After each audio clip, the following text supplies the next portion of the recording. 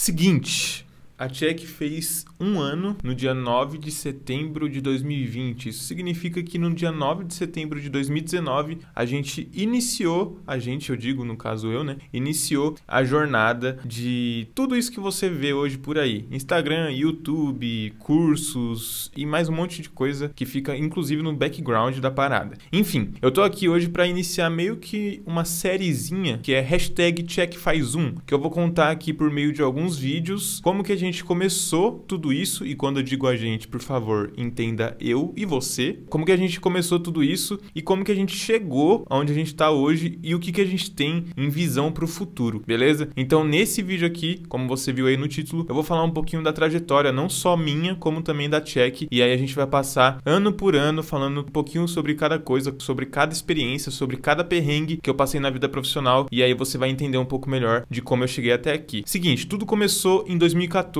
quando eu ainda estudava no ensino médio lá no interior de São Paulo, numa cidadezinha perto de Marília chamada Garça. Eu estudava numa escola técnica lá do Centro Paula Souza, ou seja, era uma ETEC, e aí nessa ETEC tinha muito trabalho para apresentar. Mano, eu nunca fui de ficar, tipo, na frente, tá ligado? Apresentando, nunca fui de ser o cara mais desinibido da turma, de ser o cara que menos tinha vergonha. Pelo contrário, eu sempre fui o tímido da parada, eu sempre fui o excluído, eu sempre fui o mais recluso de todo mundo. Inclusive, eu acho que todos os criativos, ou a maioria deles, são assim. Nessa época aí da escola, como eu falei, tinham muito trabalho para apresentar. Só que eu nunca fui a pessoa que apresentava, eu sempre fui a pessoa que ficava fazendo um trabalho ali, né? Tipo, montando os slides, montando os roteiros, separando os textos para cada pessoa que ia apresentar, para cada membro do grupo que ia apresentar. E aí eu peguei e comecei a, tipo, meio que brincar no Photoshop de alguma forma para montar os slides. Então eu fazia, tipo, o esboço, né? A arte, entre muitas aspas, no Photoshop, tirava print muitas vezes, porque eu não sabia nem exportar uma imagem ainda, e aí eu jogava pro PowerPoint e ali montava a minha apresentação para mostrar lá no dia do trabalho. Não falava? Não falava. Quando falava, falava muito pouco? Falava muito pouco. Porém, era assim que eu fazia a minha parte no trabalho. Isso começou a tomar meio que uma proporção muito grande, mais do que eu esperava, inclusive, porque a partir do momento que eu comecei a pegar algumas manhas no Photoshop, eu comecei a gostar. E aí, em 2014, eu comecei a, tipo, sabe, ter aquela sensação de romance com a parada. Bom, enquanto isso eu continuei fazendo os trabalhos lá da escola, continuei mexendo e fuçando no Photoshop, depois aprendi, inclusive,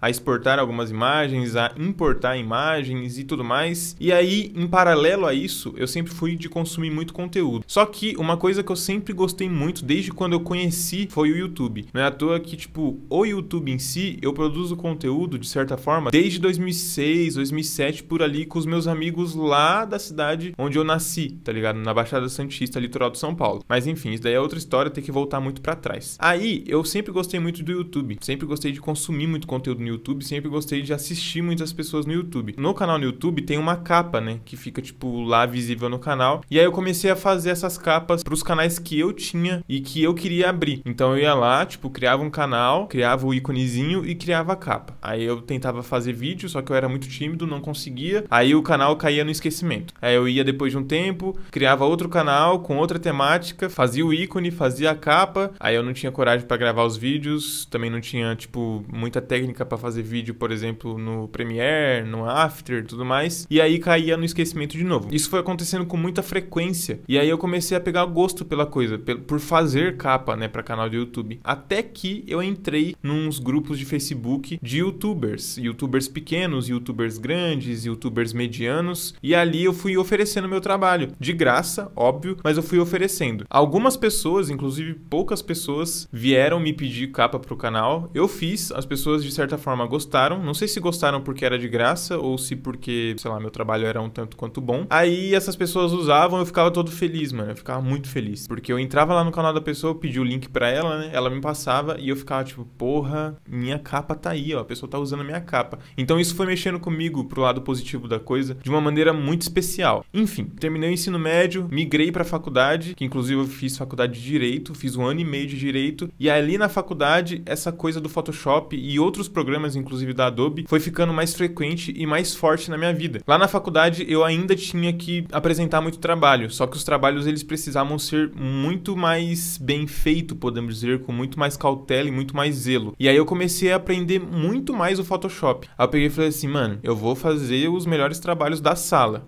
Dito e feito. Eu fazia os melhores trabalhos em questão de slide, em questão de vídeos da sala, porque foi nessa época, inclusive, que eu aprendi a mexer muito mais no Photoshop e também um pouco no Premiere e no After. Daí, beleza, eu continuei nesses grupos de Facebook, continuei na faculdade, só que nesse grupo de Facebook, um belo dia eu comecei a conversar com um cara que ele era primo / muito amigo, eu não lembro direito, do Whindersson Nunes. E aí ele tava passando por uma reestruturação no canal dele, tipo, ele tava deixando de fazer vlog pra fazer daily vlog, né? E ele me pediu uma capa pro canal dele, tipo, muito simples, assim, tipo, eu quero só a foto minha, da minha esposa, do meu filho, e aí, tipo, você faz, coloca lá que tem vídeo todo dia e me manda. E aí eu fiz. Lembra aquela parada de, tipo, ter muito zelo e muito cuidado? Eu fiz isso da melhor maneira que eu poderia fazer e entreguei pra ele. Nisso, cara, ele ficou muito feliz, ele ficou muito contente, ele gostou muito, deu pra ver, porque ele me mandou áudio, enfim, já tinha ali o WhatsApp na época, e eu peguei e fiquei muito feliz. Eu falei, mano, talvez esse é o momento pra eu migrar de vez pra essa profissão, tá ligado? Tipo, de fazer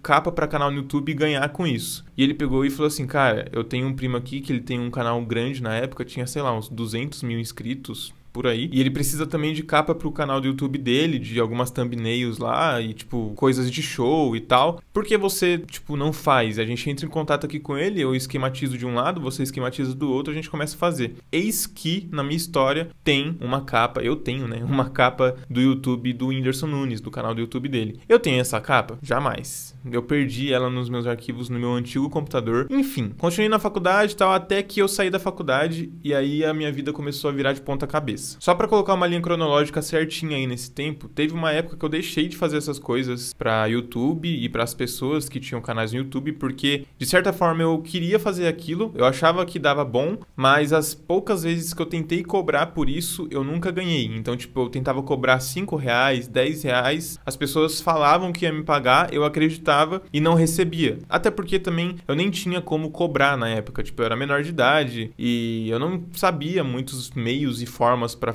tipo, efetuar um pagamento, para receber um pagamento, e todas essas coisas meio que burocráticas da parada. E aí, eu fui deixando esse negócio de lado até que eu deixei de fato. Só que eu ainda assim continuei mexendo no Photoshop, continuei testando algumas coisas, continuei brincando, continuei fuçando para fazer muito mais as minhas coisas pessoais, sem pensar de fato em ir pro mercado de alguma forma, em ganhar dinheiro de alguma forma. Daí eu saí da faculdade, como eu disse, e comecei a trabalhar de servente de pedreiro. Sim, eu trabalhei de servente de pedreiro por um bom tempo, uns 4, 5, 6 meses, eu não lembro ao certo. Nós construímos uma casa, mano, do zero, assim, tipo, eu abri os buracos no chão, enfim, fiz um monte de coisa e foi muito legal a experiência. Eu aprendi muito mesmo, porque, tipo, meio que fez eu colocar o pé no chão, tá ligado? Teve uma hora que eu parei de trabalhar de servente de pedreiro porque as obras acabaram, tava toda uma crise na época no país, a construção civil tava passando por um momento delicado e tinha um candidato a prefeito lá na minha cidade que tava, tipo, começando a campanha política dele, né? Tava começando as eleições e ele precisava de uma pessoa pra coordenar a equipe de marketing da campanha dele. E aí, minha mãe conhecia ele e falou, cara, por que não contratar o meu filho, tá ligado? Por que você não contrata o meu filho, cara? Ele tá aqui, ele mexe com essas coisas, tipo...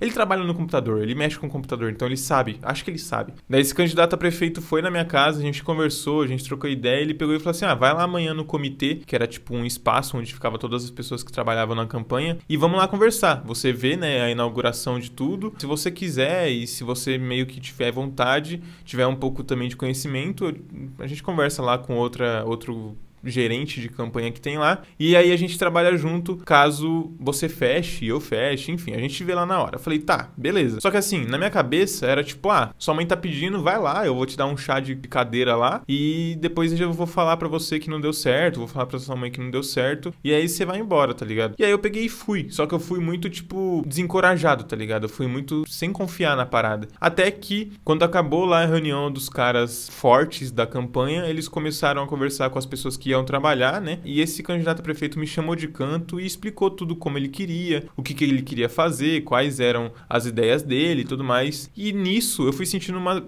puta confiança, porque de 2014, isso já em 2016, de 2014 para 2015/2016, eu só fiquei estudando. Além de estudar, tipo, no ensino médio, depois entrar na faculdade e tudo mais, eu fui estudando de forma paralela o design, a história do design, os princípios do design, marketing digital, marketing offline, enfim, fui estudando tudo que era da área e também de áreas paralelas. E aí ele foi falando o que ele queria, o que ele tinha em mente, o que ele gostaria de ter na campanha dele, e eu fui falando, mano, eu sei fazer isso, tá ligado? Eu já estudei, tá ligado? Não que eu sei fazer, tipo, na prática, mas eu já estudei, eu tenho uma teoria muito bem ligadinha aqui, tá ligado? E aí eu peguei e falei, mano, pensei comigo, eu vou dar conta, tá ligado? Aí no final da conversa ele falou assim, e aí, o que você acha? Tipo, você acha que você dá conta? Eu sei que você não tem experiência profissional ainda nessa área, mas como é uma campanha política, até mesmo para o nosso orçamento tá curto, eu posso te pagar X e aí você fica aqui até para ganhar experiência e também pro meu lado para ajudar, né? Aí eu falei assim, tá, beleza, topei e fui. Daí essa campanha política durou mais ou menos uns 5 meses também, uns 4, 5 meses. E eu me doei os 4, 5 meses da minha vida assim, ó, mano, 100%, tá ligado? Eu vivi aquilo, tipo, de corpo e alma, tipo, freneticamente mesmo. Eu vivi aquele trabalho, aquele emprego como se fosse o último da minha vida. E aí, chegou no dia lá do resultado da campanha, a gente perdeu. Todo aquele esforço que eu tinha colocado na campanha, no meu trabalho e também no trabalho de todo mundo ali, que eu meio que gerenciava, eu tinha perdido, tá ligado? Eu comecei a ver aquele castelo que eu tava construindo, tanto profissionalmente quanto pessoalmente, desmoronando, tipo, de uma hora pra outra, tá ligado? Bom,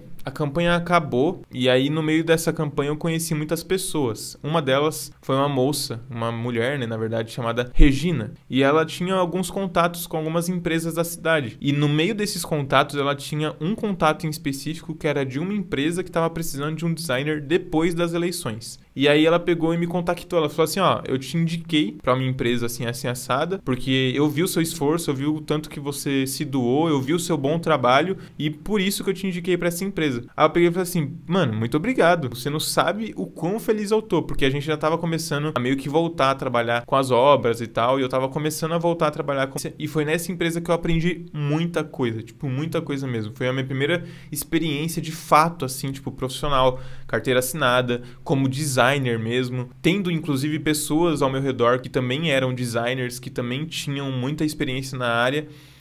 E para eu continuar essa história, eu vou dividir esse vídeo aqui em 2. Então, se você quer saber um pouquinho mais dessa história, é só você assistir o próximo vídeo que eu tô contando um pouco mais da minha história e também finalizando ela, porque senão esse vídeo aqui vai ficar muito extenso e aí você não vai querer ver inteiro, beleza? Então é isso, eu vou ficando por aqui, a gente se vê no próximo vídeo. É só você clicar aqui nos recomendados ou simplesmente pesquisar aqui no canal. Enfim, é isso, tamo junto e até o próximo.